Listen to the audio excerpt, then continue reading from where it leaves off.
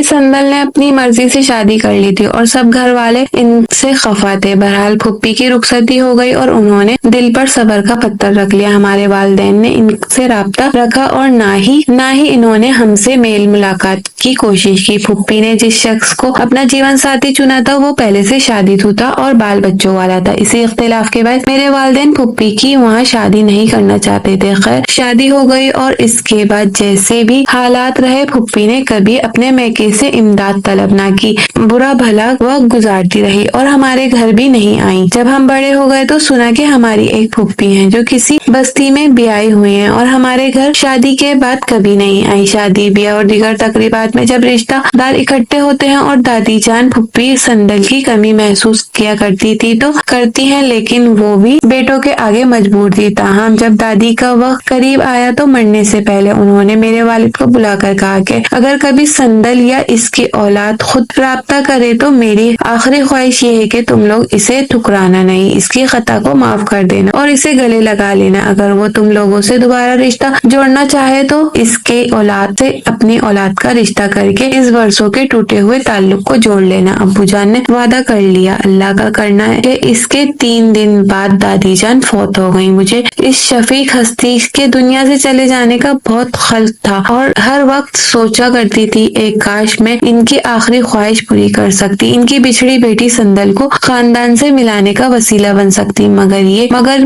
बहुत मुश्किल था, बल्कि नामुमकिन सी बात थी। अब सिर्फ दुआ का ही सहारा रह गया था। एक दिन मैं घर में खाना पका रही थी कि फोन की बेल बजी हुई। मैंने रिसीवर उठाया। एक अजनबी लड़के की आवाज थी। समझी कि रॉन्ग नंबर है। मैंने फोन रख दिया। जरा देर बाद घंटी बजी। वही लड़का बोल रहा था। कहने लगा प्लीज शाहीना फोन बंद मत करना। मैं हैरान रह गई। ये कौन हो सकता है जो इस कदर बेतकल्लुफी से बात कर रहा है और इसे मेरा नाम भी मालूम है। मैंने पूछा आप कौन साहब बोल रहे हैं? वो बोला मैं तुम्हारी फुप्पी संदल का बेटा बात कर रहा हूँ। फुप्पी संदल का नाम सुनकर मेरा दिल कटने लगा और मुझे इस कदर इश्तियाक था इनसे मिलने का, इनको देखने का, और आज इनका बेटा हमारे घर फोन कर रहा था तो मैं तो इस दिन को तरसती थी जब कभी मैं अपनी फुप्पी को देखूं। बार बार दादी जान के मुंह से इनका नाम सुना था। दादी कभी कभी अपनी इस बेटी को याद करके ठंडी आहें भरती थी और आंसू बहाया करती थी जिसको अपनी पसंद की शादी करने की सजा मिली थी। नदीम मेरा ही नहीं मेरे सब भाई बहनों का नाम जानता था। इसके दिल का भी यही हाल था कि जो मेरा था। वो भी हम सब से मिलने को तरसता था क्योंकि फुप्पी अभी हमसे मोहब्बत करती थी और इन्हें हसरत थी कि इनके भाई और भावज एक बार आकर इन्हें गले लगा लें। अगले दिन इसने फिर फोन किया। मैंने फोन उठाया। इस दिन के बाद ये रोज का मामूल हो गया। वो फोन करता और हम 2-4 बातें कर लेते, लेकिन मैं अम्मी के डर से किसी को ना बताती कि फुप्पी का बेटा फोन करता है क्योंकि अम्मी जान अभी तक फुप्पी से नफरत करती थी। 6 माह तक मैं नदीम से चुपके बातें करती रही। जी चाहता था कि इसे देखूं। एक दिन इसने कहा कि मैं फला वक्त तुम्हारी गली से गुजरूंगा, तुम मुझे देख लेना। मैं चुपके से छत पर गई और देख लिया नदीम।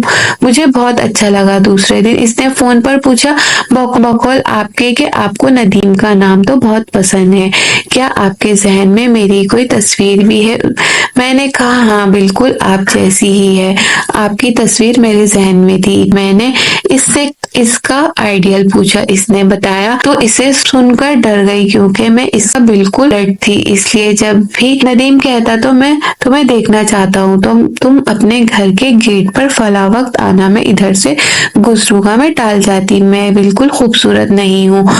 वो मुझे देखकर कितना मायूस होगा। एक रात मैं अपनी बहन के साथ थी कि मेरी बहन जानती थी कि मैं किसी नदीम नामी लड़के से फोन पर बात करती हूँ। उन्होंने समझाया मगर मैं तो नाम के साथ साथ इनसे मोहब्बत भी करने लगी थी। फोन की बेल पर मैंने दुआ की खुदा करे नदीम का फोन हो। मैंने फोन उठाया तो नदीम की आवाज थी।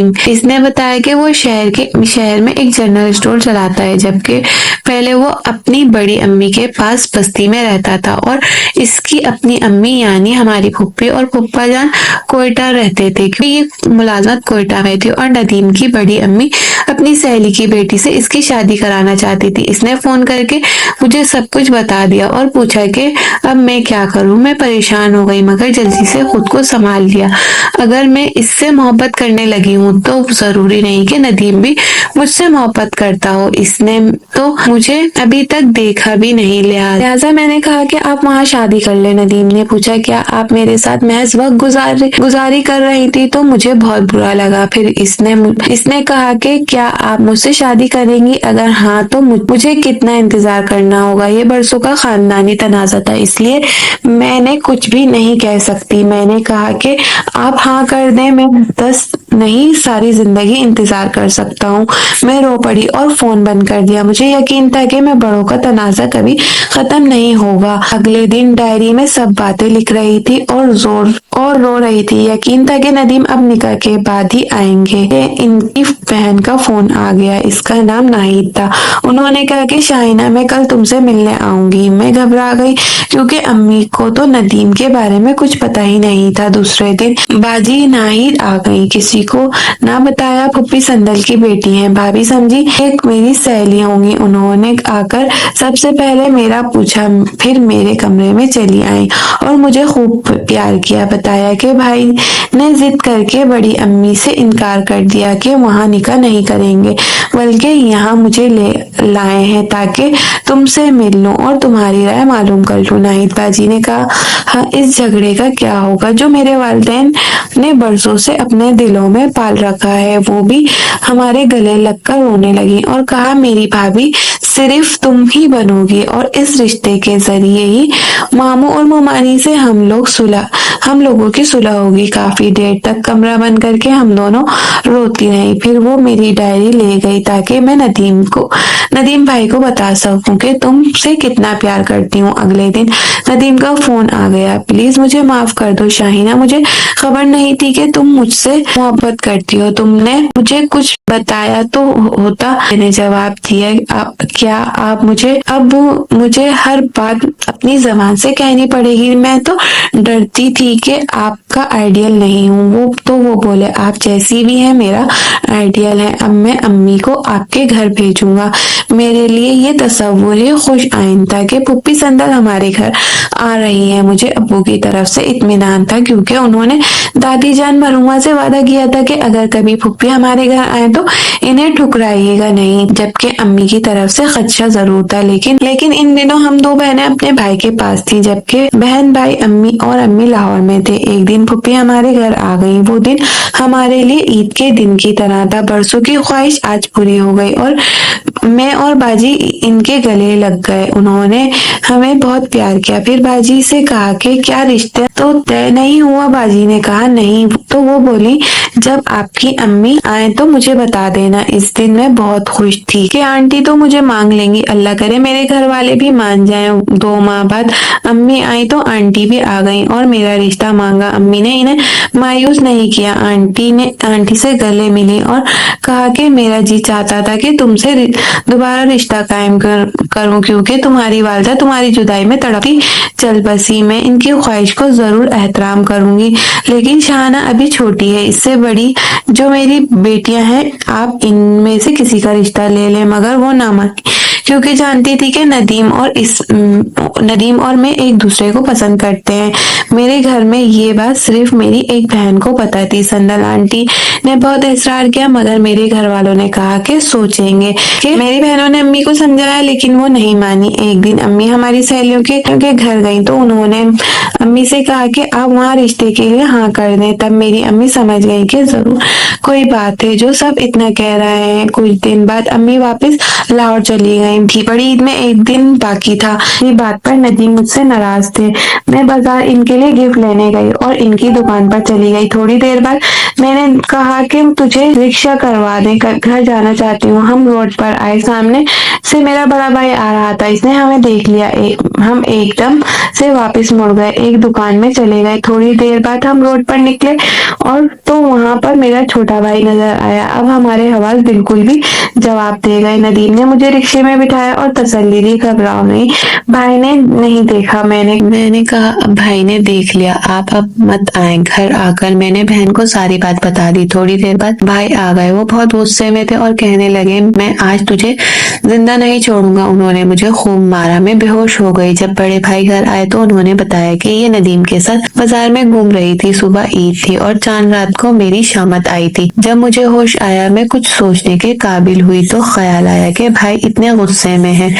ندیم ہماری گلی میں آئے تو نہ جانے بھائی اس کے ساتھ کیا سلوک کریں گے۔ میں نے بڑی مشکل سے ایک کاغذ پر لکھا کہ آپ صبح ہماری گلی میں نہیں آنا بلکہ بستی چلے جانا۔ اپنی بہن سے کہا کہ صبح سب سے پہلے یہ ندیم کو بھجوا دینا۔ اس کے بعد مجھے کچھ ہوش نہ رہا، یہ نہ پتا تھا کہ صبح کب ہوئی، یہ نہ کہ قربانی کب ہوئی۔ بھائی کے ڈر سے کسی نے بھی آ کر پیار نہ کیا۔ شام کو بھابھی نے آ کر پیار کر کے اٹھایا اور کہا کل سے بھوکی ہو، کچھ کھا لو۔ میں نے کہا جب تک آپ لوگ پھوپھی سندل کو قبول نہیں کر لیں گے میں کچھ نہیں کھاؤں گی۔ بھابھی بولی میں وعدہ کرتی ہوں کہ تمہارا رشتہ وہاں کروا دوں گی۔ تب بھی زبردستی انہوں نے مجھے تھوڑا سا دودھ پلا دیا۔ ان کے پیار بھرے سلوک نے اس دن مجھ کو ڈھارس دی تھی۔ اگلے دن ذرا بیٹھنے کے قابل ہوئی لیکن بھائیوں کا سامنا کرنے کی ہمت نہیں تھی کہ فون پر بیل ہوئی۔ بھابھی نے بھائی کو بتایا کہ وہی ندیم ہے، پھوپھی سندل کا بیٹا۔ بھابھی نے پھر بھائی کو سمجھایا۔ بھائی نے اتنا کہا کہ میں سارے بھائیوں اور ابو سے مشورہ کروں گا، پھر آنٹی سے بات ہوگی۔ بھابھی نے آ کر مجھے پیار کیا اور کہا کہ تمہارا بھائی کچھ نہ کچھ مان گیا۔ تبھی بھائی نے امی کو فون کیا اور ساری بات بتائی، مشورہ مانگا لیکن امی نے صاف انکار کر دیا۔ آنٹی آئی تو ان کے ساتھ ندیم کے والد اور بڑے بھائی بھی تھے۔ سب کے سمجھانے سے بھی بھائی نے ہاں کر دی، کیونکہ ایک دن پہلے تینوں بھائیوں نے اکٹھا بیٹھ کر فیصلہ کیا تھا کہ بدنامی سے اچھا ہے کہ ہم خود ہی عزت سے یہ رشتہ کر لیں۔ بھائی نے ندیم کے گھر والوں کو ہاں کر دی اور 2 دن بعد منگنی کا دن بھی دے دیا۔ انہوں نے امی کو دوبارہ فون کیا مگر وہ کسی طرح نہ مانی۔ آخر تینوں بھائیوں نے امی کو سمجھایا کہ اب ہم نے ہاں کر دی ہے، اب ہماری عزت کا مسئلہ ہے، آپ ہاں کر دیں۔ نہ جانے کس طرح بھائیوں نے امی کو سمجھایا تو امی نے کہا جو تمہاری مرضی میں آئے کرو مگر میں کسی بات میں شریک نہیں ہوں گی۔ جس دن میری منگنی تھی بتا نہیں سکتی کہ میں کس قدر خوش تھی، اپنے آپ کو دنیا کی خوش نصیب لڑکی سمجھ رہی تھی۔ جس دن ندیم کے گھر والے ہمارے یہاں آئے اسی دن شام کو ہمارے گھر والے ان کے گھر منگنی کرنے گئے۔ میں گھر میں اکیلی تھی کہ فون کی بیل ہوئی، ریسیور اٹھایا تو ندیم تھے۔ انہوں نے بتایا کہ آپ کے گھر والے دوسرے کمرے میں ہیں، میں چوری سے آپ کو مبارکباد دے رہا ہوں۔ میں بے حد خوش ہوئی۔ پھر ندیم نے چپکے سے ہماری گلی کا ایک چکر لگایا۔ آج وہ اتنے اچھے لگ رہے تھے، چہرے سے خوشی جھلک رہی تھی۔ میرا چھوٹا بھائی اس قدر خوش تھا کہ وہ بولا آپ نے گفٹ نہیں بنوایا؟ میں نے کہا لائے گا کون؟ وہ بولا میں لاتا ہوں۔ وہ گفٹ لے آیا۔